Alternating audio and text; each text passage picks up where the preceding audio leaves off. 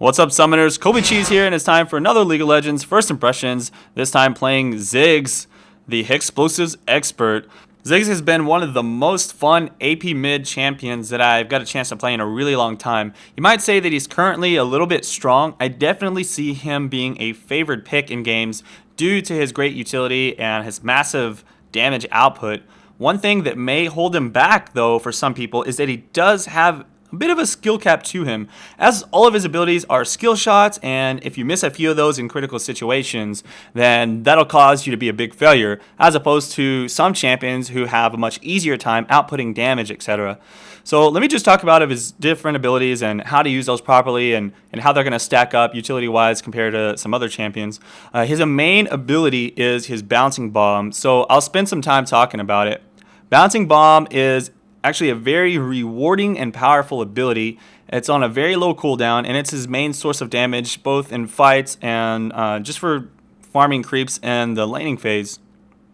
So, again, it's a skill shot, so it can fail miserably if it's missed, but it's one of those spells that you're going to feel great every time it hits, just because of the way it's designed. So Bouncing Bomb is actually surprisingly easy to land on enemies because of its speed.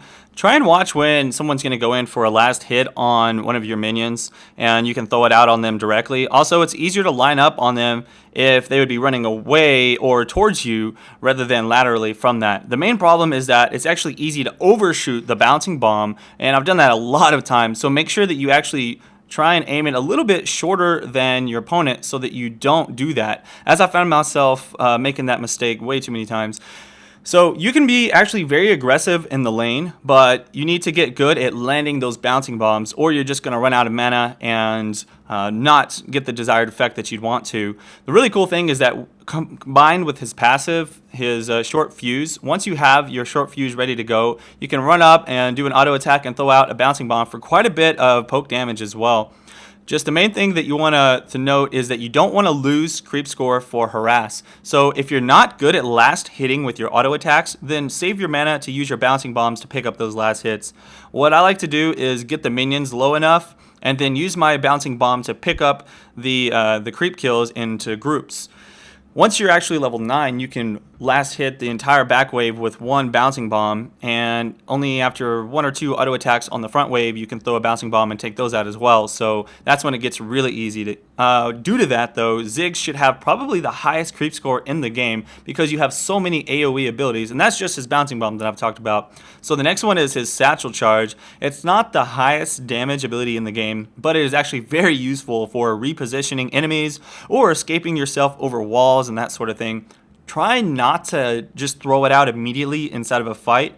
Rather, use it intelligently in the right situation. You know, just wait for the moment when someone gets in a spot that you can reposition them away from one of your allies if they're being jumped on, or to save yourself in that sort of case. So it does have a pretty long cooldown.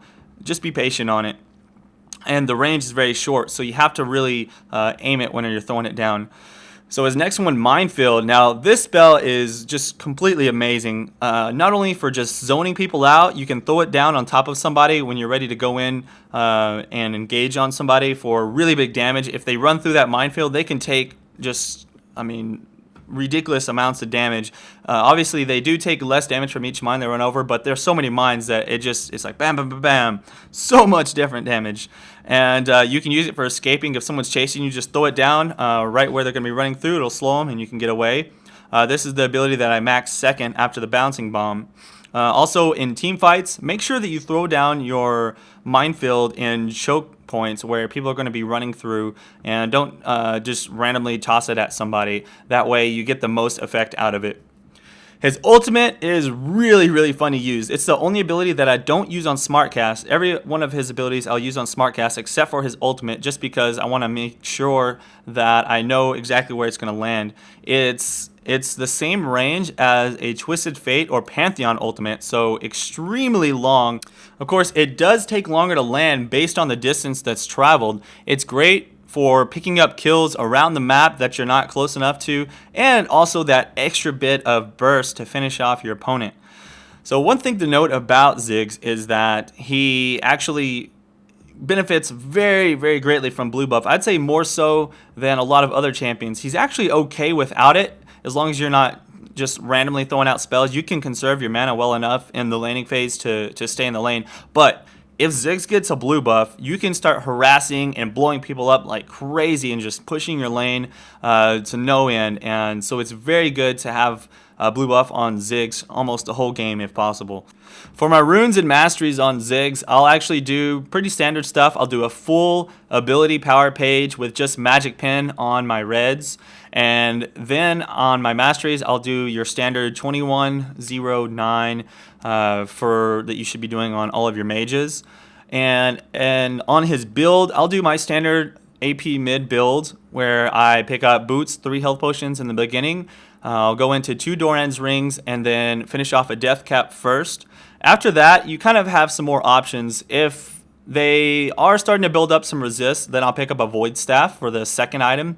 If not, then I like to go for a Will of the Ancients, especially if you have another ability power carry on your team.